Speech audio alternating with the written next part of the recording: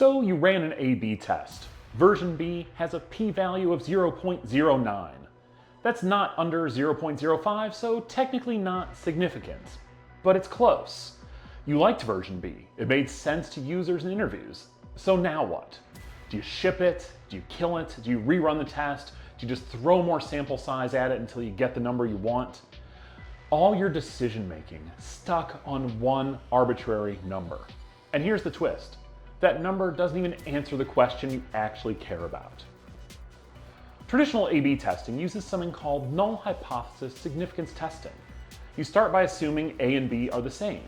Then you ask, well, if that's true, how surprising is this result? A p-value of 0.09 means, well, there's a 9% chance we'd see data this extreme or more extreme, even if A and B were identical. That's it.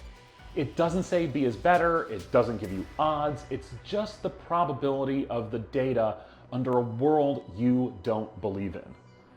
Let's be honest, you never really thought A and B were exactly the same. You ran the test because you suspected something might be better. And that 0.05 threshold, it wasn't derived from first principles, it wasn't chosen for deep theoretical reasons, it wasn't even handed down from on high on chiseled stone tablets. It was a convenient rule of thumb suggested by Ronald Fisher in the 1920s and later treated like the gospel. Even Robert Abelson, who literally wrote the book on statistical principles, said we've turned it into a ritual, not a reasoned decision. Bayesian A/B testing flips that logic. It starts with a belief, what we call a prior. And that's your best guess before you see some new data. It's not a fake assumption that A and B are equal, but a belief based on what you'd actually expect. It could come from past experiments, from product intuition, maybe even from user research.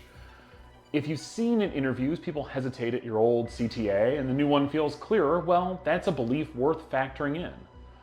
Bayes says start with that prior, collect your test data, and update. You end up with a new belief, your posterior. A distribution that shows conversion rates now look mostly like this for A and B. Then you compare them. You ask, given everything I've seen, everything I know, how likely is it that B is actually better than A? You don't get a yes or no, you get a full probability distribution.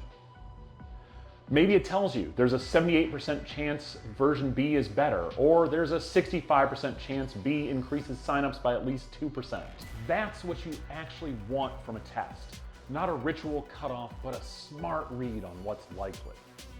So now you can ask, how confident are we? How big is the likely improvement? And is that enough to act? Here's the real tension. Not shipping products protects your metrics, but shipping protects your ego and your chance to get promoted next half. But neither one guarantees a good decision.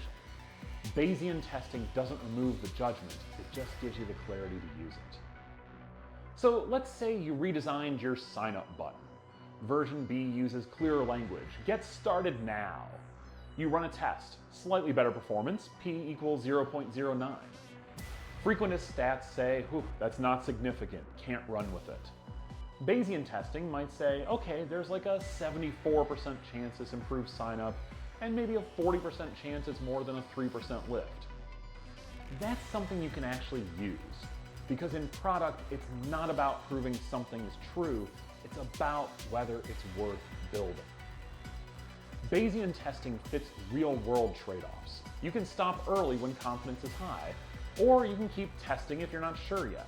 It works better when sample sizes are small, and you can even model how big a difference you care about. Because you're not relying on some brittle threshold. You're seeing the full probability picture even when data is scarce. You're not just testing ideas, you're weighing time, cost, and risk. You need a framework that helps you make decisions, not one that traps you in a p-value threshold and says, we should wait for more data to come in. Frequentist testing waits for perfection. Bayesian thinking helps you move with clarity. You don't need to be 95% sure. You need to be smart about how sure you are and what that means for what comes next. That's not just statistics. That's how clarity turns into action. That's judgment in motion. Subscribe, keep an eye out for more videos if you'd rather update than overreact.